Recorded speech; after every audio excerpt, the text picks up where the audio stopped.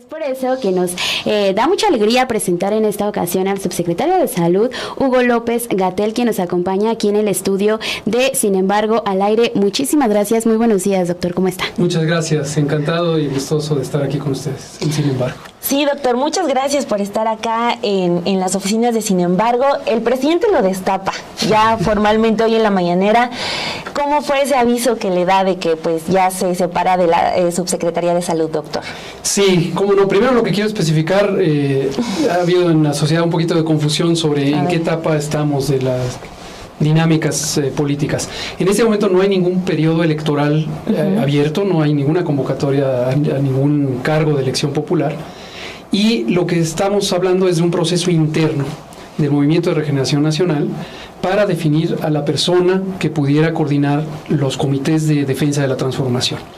Y eso es a lo que yo me he ofrecido como un precandidato, aún por registrarme, ahorita podemos comentar sobre el proceso. Y en su momento yo lo que hice, siendo un servidor público, como lo soy todavía, fue desde luego hablar con el jefe de la nación, el jefe del gabinete federal, que es el presidente. Esto ocurrió hace varios meses, yo fui analizando. Sí, yo fui analizando conforme se iba dando la dinámica social y política del país, pues analizando cuáles son las situaciones que pueden dar oportunidades a colaborar, a contribuir a la transformación.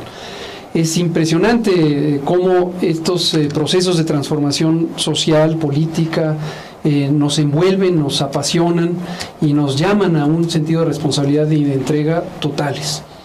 Comentaba yo ayer en una entrevista exprofeso que me hicieron en la jornada que la pandemia de COVID fue una suerte de catalizador. Ahí se juntaron prácticamente todas las experiencias de mi vida en trabajo comunitario, en formación social, cultural, política, en perspectivas incluso familiares que me han ido llevando al sentido de servicio y al sentido de la percepción sobre el sufrimiento humano y sobre la necesidad de justicia. En el proceso de la pandemia, conducir la respuesta a un fenómeno que en 100 años no había afectado con esta magnitud al mundo entero, me puso sobre el horizonte, sobre la vista, la perspectiva de todos los sectores prácticamente de la sociedad y de la administración pública, siendo yo alguien formado en un campo específico que es la salud, pero en una faceta de la salud que es muy amplia, la salud pública, la salud colectiva. Entonces, la salud abarca todo, porque salud es medio ambiente, salud es bienestar, salud es cultura, salud es educación, salud es tránsito, salud es movilidad, etcétera, etcétera, ¿no? Incluso cultura cívica, es desde luego desarrollo económico. Entonces, nunca como antes, en cualquier momento de mi vida, había tenido todos los elementos a la vista con tal nivel de compenetración y profundidad, pero sobre todo nunca había tenido la oportunidad vital de darme cuenta que podía incidir más allá de un campo para cambiar cierto componente de las cosas, hasta donde fuera esto materialmente posible. En ese momento no pensé que eso me llevaría a hacer una propuesta como la que le hice en su momento al presidente y ahora también a Claudia Sheinbaum. Pero conforme fue pasando el tiempo, ya en este momento post-pandémico, me hice la pregunta de ¿y si contribuyo más poniendo al servicio de la transformación pues mis capacidades tanto intelectuales como emocionales, mi convicción política, que desde luego la tengo, es muy profunda, es muy añeja, y entonces se lo planteé al presidente. Desde luego él, fiel a su principio, hoy mismo lo expresó, pero lo ha expresado siempre, dijo dos cosas, dijo: no voy a favorecer a nadie porque esa es mi convicción por el bien del proceso de transformación y el bien de México, pero me parece una excelente noticia. Me dijo: eres un cuadro profesional, técnico y político incluso bien formado que puedes contribuir, ¿no? Confío en el sentido que puedes hacer el bien. Ya conforme fueron pasando los meses y ya más reciente, y una vez definida Claudia, la doctora Sheinbaum como coordinadora de la transformación, me dijo: habla con ella. La plática con Claudia fue fabulosa. La doctora Sheinbaum la conozco desde que éramos estudiantes. ¿En dónde se en el movimiento estudiantil de los años 80 y 90. Coincidimos, desde luego tenemos distintos campos y alguna diferencia de edades, pero estábamos en el mismo movimiento, en la misma corriente política, en la misma visión. Tuve el privilegio de estar en casa de ella con otros compañeros escribiendo documentos toda la noche y demás, miles de veces. Y entonces la experiencia de ahora fue para mí interesante porque fue como volver a ver a Claudia de siempre, ¿no? Con una sinceridad, con una apertura, con una candidez impresionantes. Y me dijo, claro, regístrate, es muy importante que te registres, el proceso va a tener vitalidad en la medida en que esté activo con distintas visiones. Pero además recuperamos, pues obviamente, el entendimiento y las coincidencias que hemos tenido toda la vida. Y entonces me dijo, va por aquí el proceso, ¿no? Entonces decidí que lo hago. Le notifiqué al presidente, como él me pidió, me dijo, una vez que hables con ella, dime qué va a pasar. Y vamos a definir el proceso, donde obviamente todos lo hemos dado por sentado, hay que separarse del cargo. Como él ha dicho, y lo volvió a decir hoy en la mañana, puede no pedirlo la ley o la convocatoria del proceso interno, pero es un compromiso moral. Uno no puede estar dentro del gobierno y a la vez haciendo un proceso interno que obviamente está en un segmento del espectro político. ¿Cuándo se va a separar del cargo entonces, doctor? Bueno, estamos definiendo la formalidad, seguramente no podrá pasar del fin de septiembre. En sentido estricto, la convocatoria a lo que está convocando es a inscribirse en este momento. La convocatoria para aspirar a ser la persona coordinadora de los comités de transformación en la Ciudad de México se abre 2 días, lunes 25, martes 26. Y luego hay un proceso deliberativo interno del partido Morena, en donde puede ser que haya muchas personas que se inscriban, pero solo 6 podrán pasar a ya el proceso en las siguientes etapas y eventualmente llegar al proceso de la encuesta. Desde luego, si no quedo en esa parte, pues es como si no me hubiera registrado, y yo estoy sujeto a las reglas del proceso. Si tengo la oportunidad y el honor de pasar a las siguientes etapas, pues ya se hace efectivo. Y de acuerdo con las fechas de la convocatoria, eso se conocerá el 30 de septiembre. ¿De octubre? Es que había una errata. Decía octubre, ya se anunció que se va a modificar y va a ser 30 de septiembre. Y entonces sí ya formalmente estaría yo participando en el proceso y ahí es inevitable, renunciaría. Le voy a mover tantito el micrófono Por porque favor. nos están diciendo que se escucha un poco bajo. ¿Se puede acercar un poquito más? Con gusto, muchas gracias. Hablaré un poco más fuerte. A ver qué nos dicen. Pues hablando también sobre estas decisiones que lo hacen a usted, todo el contexto de la pandemia, todo a lo que se enfrentó en esta emergencia sanitaria que vivimos aquí en México y a nivel mundial, ¿cómo fue que también todo esto fue que le ayudó a usted para entender que puede dar un poco más a la Ciudad de México, no nada más en el ámbito que usted es especialista, sino también un ámbito ya general, hablando de sociedad, de economía, un poco más amplio, ¿no? Este espectro. Cómo no, creo que es un elemento muy importante que ha citado en mi pensamiento, y no solo mío, quiero anticipar aquí, hay un colectivo bastante amplio de compañeras y compañeros, algunos forman parte del gobierno, algunos forman parte del partido, algunos forman parte del movimiento, pero no del partido ni del gobierno. Perdón, vamos a poner el micrófono acá. Sí, que siempre sí. Listo, muchas gracias. Gracias. Continuamos. Y con todas estas compañeras y compañeros hemos estado haciendo balances de la coyuntura, de la situación que vive la nación, que viven las entidades federativas, incluyendo, por supuesto, la Ciudad de México. Aquí hay 2 elementos que destaco de lo que amablemente me pregunta. Son 2 pasos relevantes. Uno es salir de la esfera temática de salud, a pesar de que salud pública, como ya dije, es prácticamente todo es salud. Salud es vida, salud es el centro de nuestra existencia.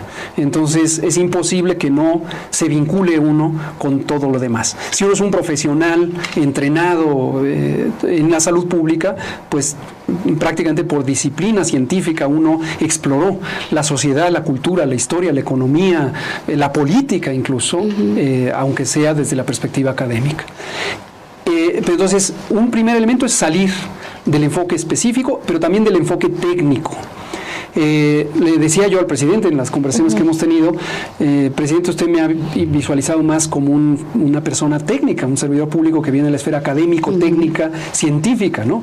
Incluso él se refiere a nosotros como los médicos o los científicos, lo cual le agradezco porque es realmente un reconocimiento a nuestras trayectorias. Le digo, pero uno tiene sus convicciones. Uno tiene una formación, uno tiene una experiencia tanto vivencial como histórica, de lectura, de aproximación a la sociedad. Entonces, ahí hay un segundo elemento que tiene que ver con cómo uno decide ejercer sus convicciones.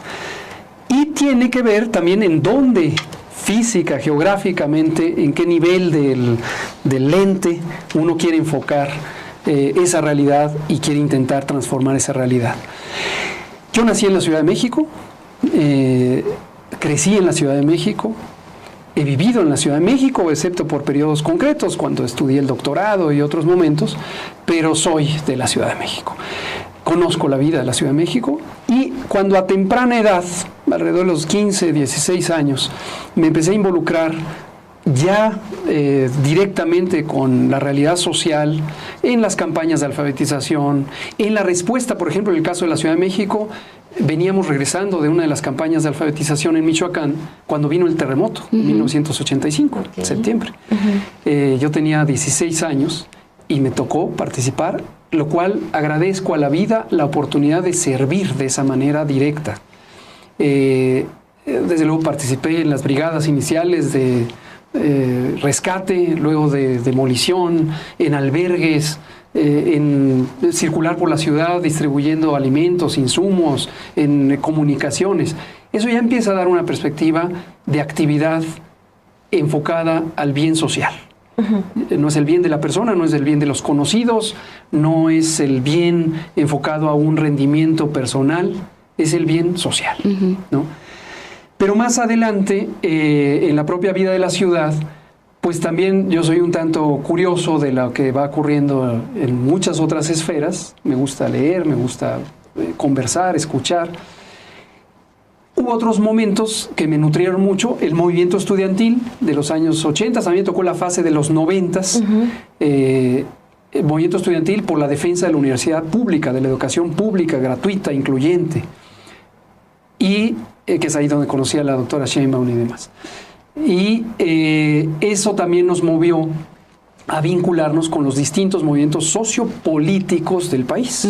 Contaba yo la anécdota, muchas personas la conocen, de cómo conocí al propio presidente López Obrador en una noche de, yo creo que fue a mitad del año, no me acuerdo ya ni la fecha exacta ni el mes, pero a mitad del año 92, cuando él venía encabezando esta marcha del éxodo por la democracia, desde Tabasco, y el movimiento se aposentó en la plancha del Zócalo capitalino.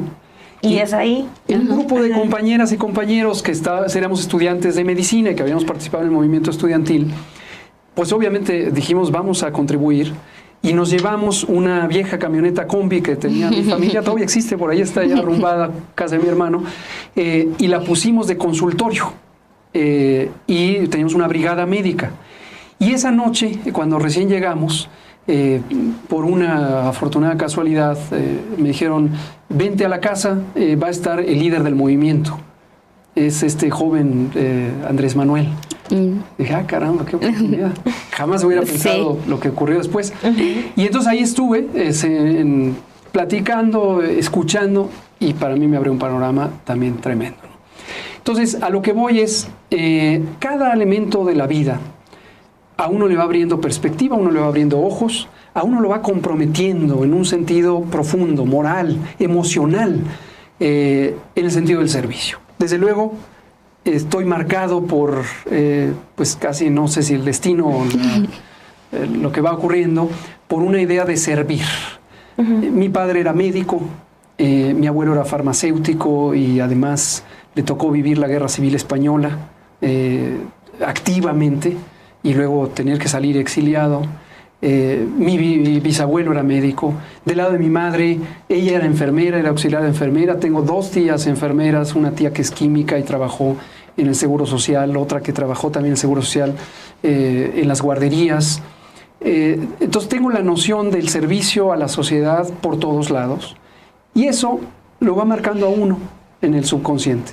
Entonces, regresando al punto de la pregunta, la pandemia, por eso digo, fue un momento de catalizador donde se me puso todo el panorama y mi sentimiento, porque al inicio es un sentimiento, no es un pensamiento, fue, yo podría quedarme callado, no hacer nada, y dedicarme a mis aspectos técnicos o lo que sea, pensarlo como un trabajo.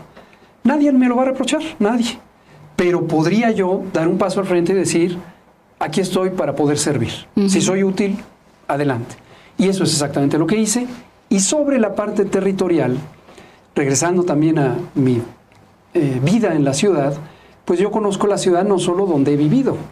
Soy también curioso de interactuar con la gente en muchos lados. He recorrido desde luego las 16 demarcaciones territoriales, sus barrios, sus pueblos. Yo crecí en el pueblo de San Bartolo Ameyalco, en la demarcación de Álvaro Obregón, y conozco pues la ciudad y su gente. Sí. Entonces, pienso que es un buen momento para servir en el nivel local y ya no solo en el nivel nacional. Doctor, creo que de los varios que han alzado la mano para coordinar la cuarta transformación en la Ciudad de México, su perfil pues encaja en esto de pues convivir, comulgar con los ideales de la izquierda, ¿no? En diferentes aspectos. Ya lo mencionábamos antes de entrar al aire, por ejemplo, también las batallas con las industrias muy poderosas, las tabacaleras, todo por lo de la salud alimentaria, etcétera. Pero pues no podemos apartarnos del asunto pandemia, ¿no? Que pues termina usted por marcarlo. Hay un gran sector de la sociedad que continuamente lo coloca usted como enemigo público número uno, o sea, y es un sector importante, y lo junto, por ejemplo, con el asunto político que hay en concreto en la Ciudad de México, que en 2021 pues se pierde en la mitad de las alcaldías, al menos en las marchas, por ejemplo, del PRI, PAN y PRD en la Ciudad de México, pues la gente ha salido a las calles, se nota que hay un crecimiento en el apoyo para esa corriente política. ¿Cómo le va a hacer usted también para, pues, no sé si decir superar esa etapa de pandemia, separar al Gatell de la pandemia y empezar con un Gatell que quiere gobernar la Ciudad de México? ¿Qué va a pasar con eso? Gracias también por esa reflexión y pregunta. Me voy a lo vivencial. Ayer en la noche tuve una conversación más o menos corta con una familiar que tiene un pensamiento hoy de crítica al gobierno, a nuestro gobierno. Aunque tiene un origen y una tradición de pensamiento más centrada hacia la izquierda, hacia la democracia, hacia las perspectivas progresistas. Tuvimos una suerte de desencuentro, no agresivo ni mucho menos, pero justo hablábamos de eso. ¿Cuál es la percepción pública sobre el gobierno, sobre la transformación, sobre sus personajes centrales, el presidente, Claudia, yo mismo y otras compañeras y compañeros? ¿Y cuál es el origen de esa perspectiva? Hace unos minutos le acabo de escribir precisamente para continuar en un ánimo totalmente respetuoso y abierto esa conversación. ¿Pero por qué lo menciono? Porque es una anécdota real, verificable.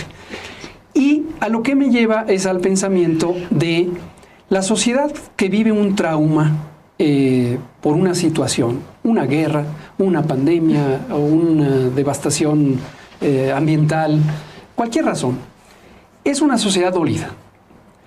Una sociedad que además tiene dolor por unos antecedentes históricos de violencia, de autoritarismo, de cerrazón de espacios en el campo de las libertades civiles y la democracia. Es una sociedad que va acumulando pérdidas. Una sociedad polarizada por su realidad, no por el discurso político, por su realidad, que es una realidad de enormes desigualdades. Los datos están ahí, y no son datos, ahora sí que otros datos, son los datos del Banco Mundial, del Banco Interamericano de Desarrollo, de la OCDE. La mitad de la población mexicana ha vivido en condiciones de pobreza durante mucho tiempo, la mitad. En la Ciudad de México es un poquito menos. Obviamente eso va causando un resentimiento social. Eso no quiere decir que hay que estancarnos en eso, ni que hay que alimentar el encono, y el odio, el rechazo, el ver a la otra persona como el enemigo. Tampoco quiere decir entrar en componendas, negociaciones para ver cómo se acomodan grupos de poder o grupos de interés económico. Lo que quiere decir para nuestro movimiento y nuestra perspectiva es que toda persona merece no solo respeto, sino el derecho de ser integrada, incluida, cuidada en sus necesidades y aportar en sus capacidades. Ese es un principio fundamental de una perspectiva humanista. Y en ese sentido, pensamos que la justicia social lleva, como lo ha dicho el presidente, no lo estoy citando a él, por supuesto, pero es un sentimiento de la nación, la justicia nos lleva a la paz, no al revés. No obligar a la paz con la fuerza, con el autoritarismo, con la represión, como se había intentado en el pasado, sino al revés. Primero está la justicia. Ahora, respecto a la ciudad, efectivamente en 2021, en las elecciones intermedias, tuvimos una redistribución de las preferencias político-electorales. La mitad de las demarcaciones territoriales empezaron a ser gobernadas por los partidos de oposición a la transformación. Y que fue muy fuerte porque pues la ciudad ha sido un bastión para la izquierda. La ciudad ha sido, yo diría que sin menospreciar a ninguna otra entidad federativa, el motor de la transformación progresista del país por muchas décadas, ¿no? Incluso antes de los triunfos de 1997, los movimientos sociales, no todos, desde luego, pero muchos han finalmente representado en la conciencia pública de las personas que vivimos o viven en la Ciudad de México. Entonces, en ese sentido, lo que pensamos es que definitivamente hay que hacer más esfuerzos en términos de comunicar un mensaje que es relativamente simple. El odio no ayuda y el odio le sirve a quienes quieren mantener privilegios, resguardar intereses privados o de pequeño grupo. El odio le sirve a quien quiere ahuyentar a la transformación, que es una transformación en pro de la libertad, de la democracia, de la inclusión. Y les doy un campo, por ejemplo, el tema económico. A mí me han tachado muchas veces, con intención, no es un acto casual, es una propaganda política, es parte de la famosa infodemia, se exacerbó durante la pandemia, de ser un enemigo de la iniciativa privada, ¿no? Si yo tomo a la iniciativa privada como ciertas grandes corporaciones que hacen daño a la salud, el tabaco, por ejemplo, no hay duda, yo no quiero que exista el tabaco porque el tabaco daña la salud, y eso nadie me lo puede refutar, pues está científicamente demostrado desde hace 90 años. Pero eso no quiere decir que yo sea enemigo de un campesino que cosecha tabaco o cultiva tabaco. Que sea yo enemigo de la persona que tiene una tiendita y entonces tiene que vender distintos productos y resulta que uno de ellos es tabaco. Yo no soy enemigo de toda esa gente. No soy enemigo, por ejemplo, de quienes venden ciertos otros productos como son la comida y la bebida chatarra y que ese es su medio de subsistencia en una tiendita, en una cadena de distribución. Entonces ahí es donde entra el lenguaje engañoso. Y mi perspectiva es, hay un megapoder, un gran poder, que son las grandes fortunas nacionales e internacionales, cuya existencia depende de todo el resto de la sociedad. Y les pongo un caso muy claro. En la industria refresquera, en México incluso, tenemos a magnates grandes. Y esos magnates grandes son los que no han pagado impuestos, son los que han explotado laboral y socialmente a sus trabajadores, son los que han explotado y consumido los mantos acuíferos en Chiapas y en muchos otros lugares, y producen un líquido que es dañino para la salud, y eso está también científicamente demostrado, es el motor de la epidemia, la pandemia de obesidad, sobrepeso, diabetes, enfermedades crónicas. Pero el discurso engañoso, y esto me gustaría mucho que quien nos escuche lo analice con detalle, es que le pasan la responsabilidad, a lo mejor a eso se refieren con responsabilidad social, a toda la cadena. En los camiones de cierta compañía refresquera, lo podrán ver, hay un letrero que dice 100,000 tienditas dependen de nosotros. Analicémoslo con cautela. 100,000 tienditas dependen de ellos o ellos dependen de 100,000 tienditas. Si no existieran esas tienditas, y esas tienditas son Don Miguel, el de la tienda de la esquina, que tiene su miscelánea y que con mucho esfuerzo, viniendo de Michoacán, de una familia campesina, empezó a formar un pequeño patrimonio. Y como Don Miguel, muchísimos otros. Si eso no existiera, esa compañía no existiría. Si los obreros manufactureros que están en la planta no existieran, esa compañía no existiera. Si los compañeros que están con el diablito llevando los refrescos de un lado para otro no existieran, esa compañía global no existiera. Entonces, a lo que voy con todo esto es, el odio es un sentimiento poderoso y es un sentimiento que surge de dos elementos clave: la ignorancia y el miedo. Y el miedo es aversión a lo diferente. Y entonces esas dos cosas se combinan.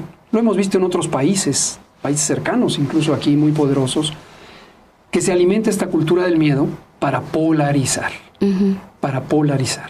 Entonces, lo que estamos llevando como un mensaje que es congruente con lo que hemos sido, lo que hemos vivido, es: hay que dar espacios para todo mundo, porque todos cabemos y todos tenemos necesidades y aspiraciones. Una persona muy pobre necesita asistencia, necesita ayuda, necesita mecanismos tutelados por el Estado para ser incluida. Hay otro segmento de la población que no necesita asistencia. Lo que necesita a lo mejor es créditos, a lo mejor espacios laborales, a lo mejor seguridad administrativa para que no le extorsione todavía los elementos de corrupción que pudieran existir cuando pide un permiso de construcción para su casita, de instalación de un comercio porque tiene una tintorería y quiere que de ahí tener su patrimonio. Caben todos. El pequeño empresario que está haciendo una cadena de producción de un material plástico para cierto segmento de la industria, caben todos. El asunto es organizarnos y saber que si trabajamos juntos, podemos beneficiar a todas y todos. Pero, perdón, Perlis, rápidamente para ahondar sobre este punto. También son industrias las que usted bien listaba con mucho poder y mucho dinero.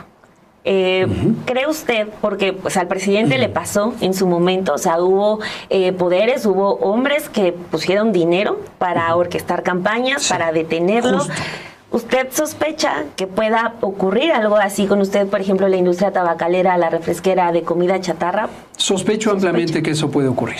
Definitivamente. Hay compañeros de organizaciones sociales que conocemos que llevan en esta lucha honesta durante mucho tiempo por la salud, por el medio ambiente, etcétera, y que han sufrido, por ejemplo, espionaje. El famoso caso del espionaje con Pegasus que ocurrió en el sexenio pasado, en donde todos los indicios indican que fue la industria refresquera, posiblemente internacional y posiblemente con expresiones nacionales, en complicidad con funcionarios del gobierno 2012-2018. Pero como la guerra sucia, efectivamente cuando el presidente López Obrador sufrió la guerra sucia y aquel famoso infame lema de es un peligro para México, hubo corporaciones empresariales que estaban metidas en eso. Pero yo lo que le planteo al ciudadano medio, a la ciudadana media, de cualquier clase social, pero sobre todo a los que están en la clase media o media alta, le planteo preguntarse con sinceridad, tocándose el corazón, el alma, ¿están representados en ese discurso de odio? ¿Por qué odiar? ¿Por qué tener esa propensión a odiar, a reclamar con aspereza y buscar la confrontación? O más bien, lo que necesitamos es canales de comunicación que nos permitan identificar que cabemos todas y todos en el mismo barco y que en la medida en que no dejemos a nadie atrás y a nadie fuera, es la frase fundamental que ha dicho el presidente López Obrador: por el bien de todos, primero los pobres. No es solo por el bien de los pobres, primero los pobres, es por el bien de todos. Porque la seguridad económica, la seguridad pública, el desarrollo incluyente, el cuidado del medio ambiente, etcétera, incluso la psique social. La psicología social está, aquí vuelvo al tema de los traumas por eventos críticos como la pandemia, que es análogo a lo que puede ocurrir durante una guerra. Hay un proceso perfectamente estudiado en psicología y en psicología social y en sociología del proceso de duelo. Cuando hay un proceso de duelo en lo individual, pero también en lo social, hay una fase de negación, luego hay una fase de ira, y luego vienen otras fases de reconciliación o resignación y de recuperación. Hay personas, segmentos de la sociedad que pudieran estar todavía trabados y estancados en un duelo que es perfectamente legítimo. Todas y todos perdimos gente querida en la pandemia. Yo perdí tíos carnales de sangre. Yo estuve hospitalizado por COVID y mi compañera también estuvo hospitalizada, la mamá de mi hija. Entonces, todos perdimos y es doloroso ver el sufrimiento humano incluso a su nivel máximo, que es la pérdida de la vida. Necesitamos salir de ese proceso en una mecánica de entendimiento, de reconciliación. Pero regreso a decir, quienes siembran el discurso de odio, ante este proceso en donde yo he anunciado mi aspiración a coordinar la transformación en la Ciudad de México, hoy lo vemos. 2/3 partes de las columnas de orientación política y a lo mejor ni tan política de los medios corporativos principales ya están usando descalificación, señalamientos, adjetivos, falacias. Ahí hay un interés que están cuidando y no es el interés del conjunto de la sociedad. Estoy seguro que no es el interés del conjunto. Son los privilegios, son la corrupción. Quieren regresar a las viejas prácticas. Le pregunto a la sociedad, ¿usted quiere regresar? Y en ese sentido que ya viene ahorita este proceso, creo que el tema de la pandemia también es un tema que le van a estar recriminando durante las siguientes semanas, el manejo, cómo también tratar ese tipo de críticas y también por otro lado, cómo ve esta contienda interna que va a empezar en Morena para elegir al candidato para 2024, cómo ve a las personas que ya se han apuntado y que han alzado la mano, en específico Clara Brugada y Omar García Harfuch. Los veo muy bien, Ayer por la noche les llamé. ¿Y qué no habíamos hablado y sé que no habían hablado entre ellos, pero yo tampoco había hablado con ellos. Como se iba a hacer público hoy mi decisión, me pareció que era de elemental, ya no digamos cortesía, compañerismo, platicar con ellos y anunciárselos. Disculpe, porque además el tema de Clara Brugada y Omar García Harfuch más o menos se iba dando a conocer, ¿no? Sí. O sea, se estaba dando un camino, el de usted no tanto. Así es. El de usted fue sorpresa y a todos nos agarró desprevenidos esta noticia. ¿Cómo no? Yo no lo había hecho público por varias razones, menciono las principales. Primero, porque estaba yo ocupando y sigo todavía ocupando una responsabilidad en el servicio público, al lado del presidente con instrucciones de cosas que seguimos trabajando. Es vital que logremos tener un sistema público, gratuito, de cobertura universal, y lo estamos logrando y estamos muy contentos por ello. Y yo no podía descuidar esa parte. Y lo segundo, consideré que hay personas que ya tenían un lugar ganado en el proceso político. Indiscutiblemente Clara Brugada ha sido una alcaldesa formidable, una lideresa social formidable, fue constituyente de la Ciudad de México, tiene una trayectoria que la avala, que la reconoce como una mujer honesta, trabajadora. De Omar tengo también opiniones positivas, no he tenido el privilegio de conocerlo personalmente, hemos coincidido en algunos de los gabinetes conjuntos federal, local, en ocasiones, pero pienso que es un funcionario que ha hecho un excelente trabajo en la seguridad pública, es eficiente, es entregado, es respetuoso, trabaja en equipo. Entonces, solo puedo expresar comentarios positivos. Ayer que les llamé, me encantó esa sensación de somos compañera, compañero, que estamos trabajando por un proyecto común. No tenemos por qué distraernos con rencillas, pleitos, y podemos tener diferencias de visión y de opinión, por supuesto que los podemos tener, pero lo que interesa es el proyecto, por el bien de todos. Y en caso de que no quedara usted como seleccionado para coordinar la Cuarta Transformación en la Ciudad de México, ¿se ve como secretario de Salud de Sheinbaum si llega a ganar? Esa es una pregunta que frecuentemente surge. Ayer sé que se lo hicieron también a Omar en la entrevista aquí, y me parece natural. Hay que pensar en qué sigue. Uno no se estanca y nomás piensa en el presente exacto, ¿no? Panorámicamente uno va explorando el horizonte, pero yo lo que pienso, y estoy seguro que además mis compañeros lo ven igual, es que si uno empieza a hacer futuros, sobre todo futuros orientados a lo personal, entonces uno no se enfoca en la tarea. Hoy estamos en un proceso interno donde todas y todos queremos seguir avanzando en la transformación. Ya vendrá el momento en que haya otras necesidades. Claudia ya decidirá, necesito apoyo en esto, necesito apoyo en aquello, y a lo mejor convocará a quien esté disponible por no estar en el encargo de otra responsabilidad. Este proceso de selección interna se va mejorando, ¿no? Cada vez más por parte de Morena, porque también es un proceso que va surgiendo, ¿no? Que se va modificando poco a poco. Y un tema que surgió mucho, por ejemplo, a nivel federal fue el tema de los espectaculares, fue el tema de las bardas. Para estas reglas que se están poniendo en las convocatorias de los estados, se prohíbe totalmente ya esta práctica. ¿Qué piensa también de esta práctica y cómo terminar con ella? Porque hace unos momentos también decía, tenemos que terminar con estos privilegios, tenemos que terminar con estas malas prácticas, ¿no? Entonces, también cómo tomar en cuenta estas reglas y lineamientos que les pusieron en la convocatoria. A mí me parece que es un gran avance de la cultura política, no solamente de los partidos y de la estructura electoral formal, sino de la sociedad. No es que esté mal hacer divulgación, difusión o incluso propaganda política, pero en el mundo entero, desde hace, voy a poner una fecha, no sé si es exacta, unos 30 años, empezamos a adoptar modelos de propaganda política que acaban siendo análogos a la propaganda comercial, con todos sus efectos y sus capacidades de gran divulgación, pero también con todos sus vicios y sus perversidades.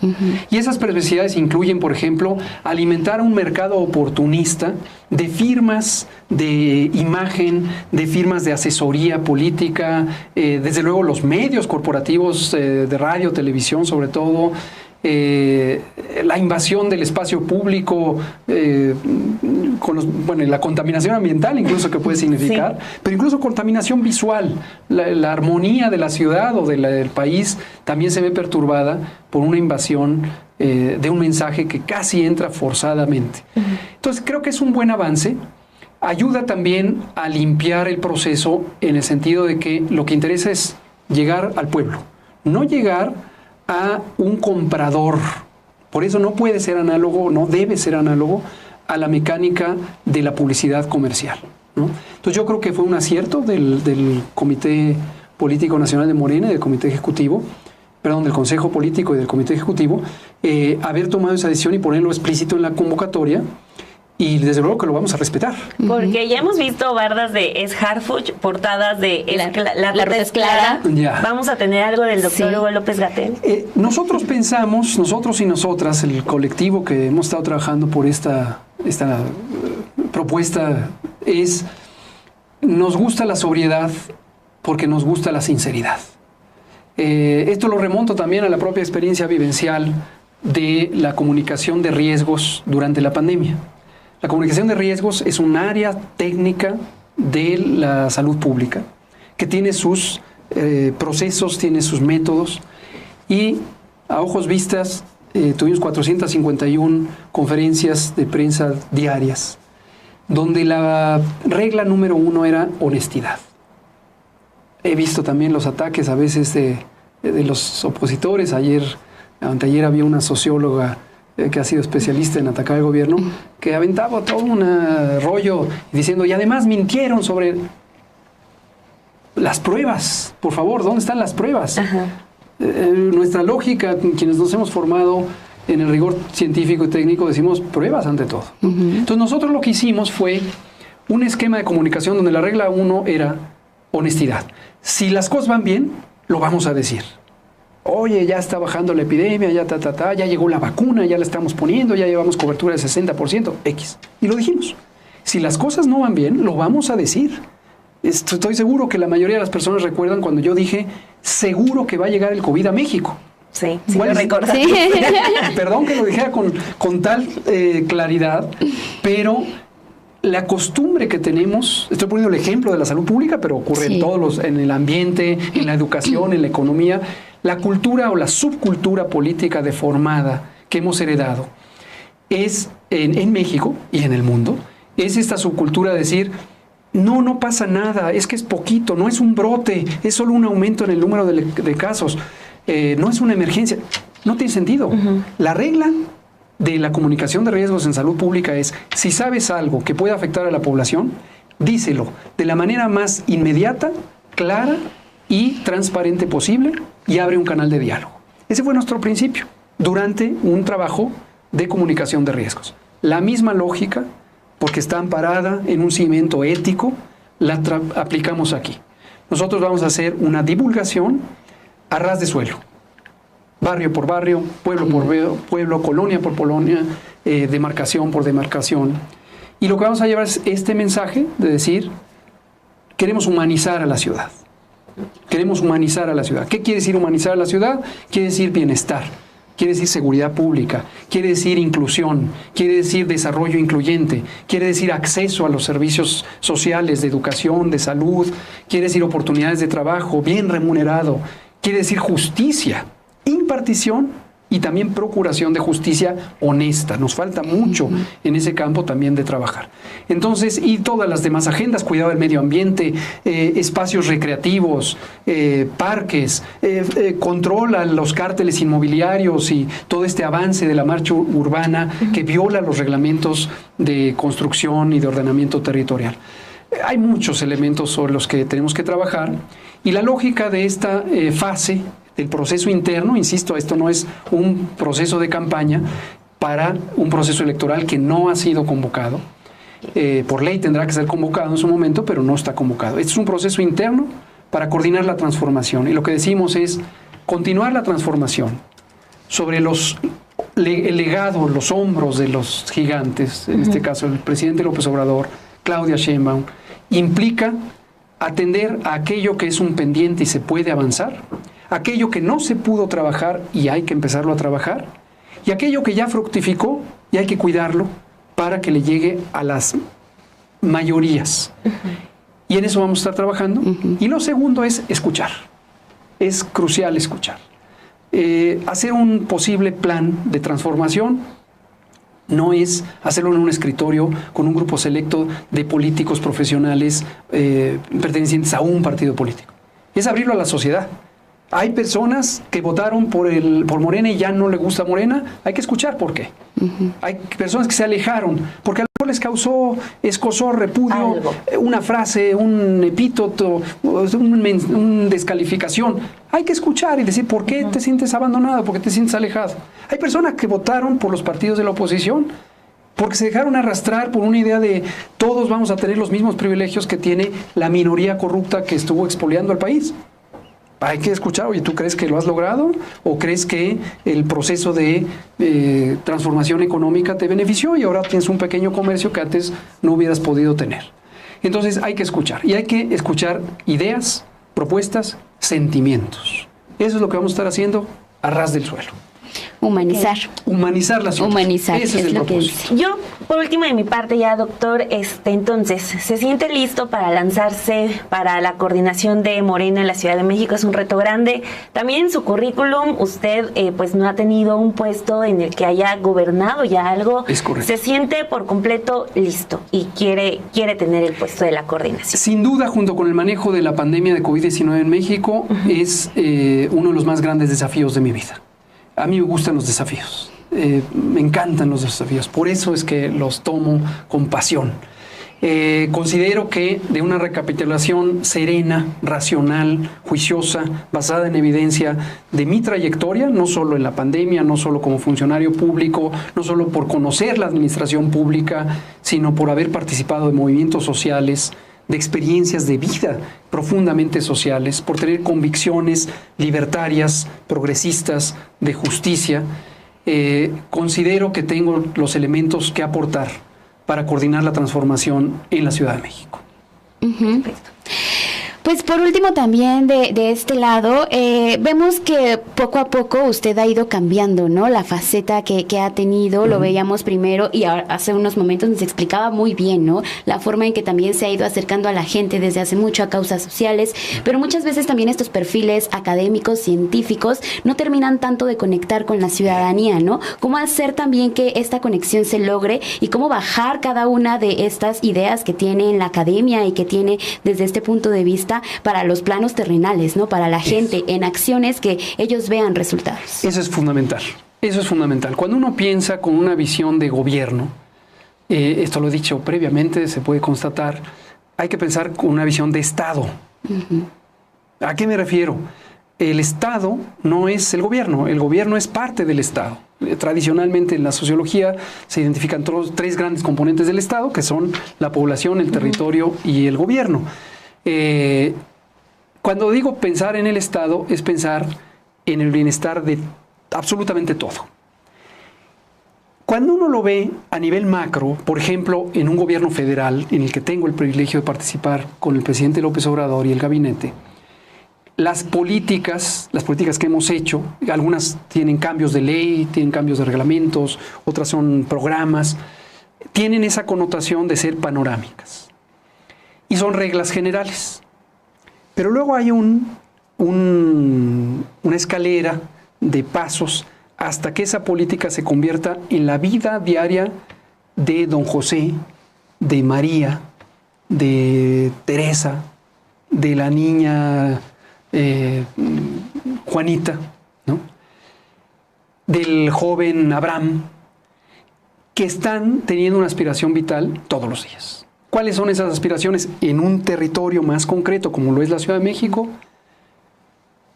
cuidado del medio ambiente, una vía de tránsito adecuada, los baches, la inundación, esos son, la poda de los árboles. Hay muchas cosas que parecen triviales, pero tienen un profundo sentido en el significado de vida de las personas.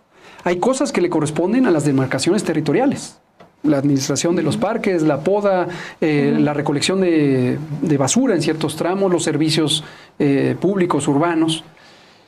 Pero darles una coherencia estratégica para impulsar el bienestar, ahí es donde está el secreto. También en ese sentido, cuando se me pregunta si tengo algo que aportar y me siento listo, pienso que sí, porque la transformación es precisamente esta visión panorámica del bien común, pero también implica aterrizarlo a la vida cotidiana de cada persona. En un mercado, en una escuela pública o privada, en la vía de transporte, en el señor que baja con su automóvil de lujo de la carretera de Toluca y se tiene que aventar 1 hora y media en el tráfico, pero también del carpintero que está en Iztacalco y tiene que asegurarse que su negocio funciona y que tiene un rendimiento y que su obstáculo es la inseguridad pública o es la distancia física, y también de su hija que quiere realizar una actividad deportiva porque ya se enteró que eso ayuda a prevenir las adicciones, pero resulta que el parque está abandonado desde hace mucho. Y también a su cuñada que vive de un trabajo en el mercado y no tiene agua potable porque hay un problema de distribución de las redes de agua, porque además hay una expropiación a corporativos irregulares de vivienda que no respetan la ley, por poner una secuencia. Exacto. Entonces, todo es como un sistema. Si no pensamos sistémicamente y nos fragmentamos, no lo logramos. Por eso decimos, es parte de humanizar. Pensar en el ser humano, hombre, mujer, de cualquier otro género, de cualquier edad, en el centro de la existencia de esta patria, de esta república, de esta ciudad. Y un énfasis que quisiera poner es en dos protagonistas sociales, las mujeres. El discurso de las mujeres se ha también a veces manipulado y desviado para fines distintos a su esencia, pero es innegable y está perfectamente estudiado también que más del 70% de los hogares tienen como jefa a una mujer, muchas de ellas madres solteras, que la vida cotidiana de los abuelos, de las sobrinas, de los niños, de las niñas, sigue recayendo en las mujeres. Por ejemplo, en un aspecto importantísimo que es la movilidad, el derecho a la movilidad. Hay estudios interesantísimos sobre los patrones de movilidad.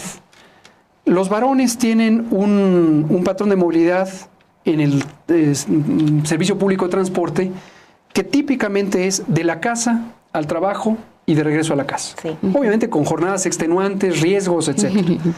La mujer tiene eso y además va de la casa a la escuela, regresa, se lleva después a la abuela o a la mamá anciana y la lleva a al servicio de salud.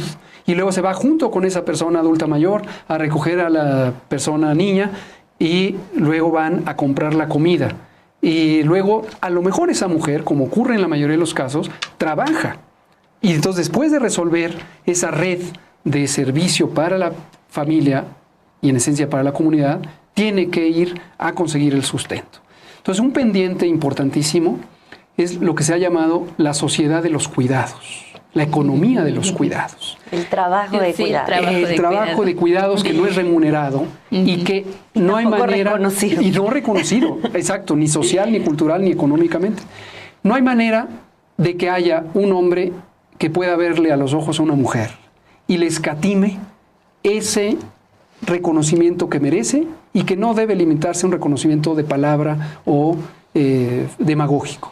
Tiene que haber acciones concretas por articular una sociedad de cuidados, una economía de cuidados hacia las mujeres. Y el otro protagonista son las personas jóvenes. Desde luego podríamos hablar de los adultos mayores, hombres y mujeres, y también de la niñez. Pero la juventud, en estos procesos de cambio, encuentra oportunidades. Encuentra también retos inmensos. Oportunidades las encuentra cuando ha vivido reprimido, no solamente físicamente, como ha ocurrido en nuestro país, con represión brutal por parte de fuerzas policíacas en los regímenes del pasado, sino también culturalmente ha sido desplazado, ha sido estigmatizado la persona joven por su rebeldía natural, intrínseca a su proceso psicológico de madurez o de maduración. Se le han cerrado espacios educativos, culturales, profesionales, laborales, espacios físicos, pero las grandes oportunidades hoy se ven en el territorio de pequeña escala, en lo local, en una entidad federativa. Y es donde vemos la posibilidad de tener espacios culturales, espacios recreativos, espacios de confluencia, de expresión, espacios de formación social y política, espacios de reflexión, espacios laborales, espacios de garantizar los derechos sexuales y reproductivos para la juventud. Y la juventud indiscutiblemente es una fuerza transformadora a quien hay que escuchar respetuosamente. Quienes ya no somos tan jóvenes, ya tenemos muchas canas y poco pelo, tenemos que entender cuáles son sus necesidades y volcarnos a su servicio respetuosamente.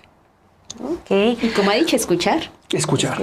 Importantísimo. Doctor, pues muchísimas gracias por esta extensa plática. Gracias. Hablamos de muchos asuntos, ojalá no sea ni la primera ni la última que con mucho gusto. Entonces, pues ya lo veremos en este proceso que va a iniciar. Gracias. Mucho éxito. Muchísimas gracias por acompañarnos en este espacio y compartirnos pues toda esta visión que tiene. Muchísimas gracias a ustedes y gracias a la audiencia de Sin embargo, que espero que estas conversaciones les resulten estimulantes para participar en una sociedad cada vez más incluyente.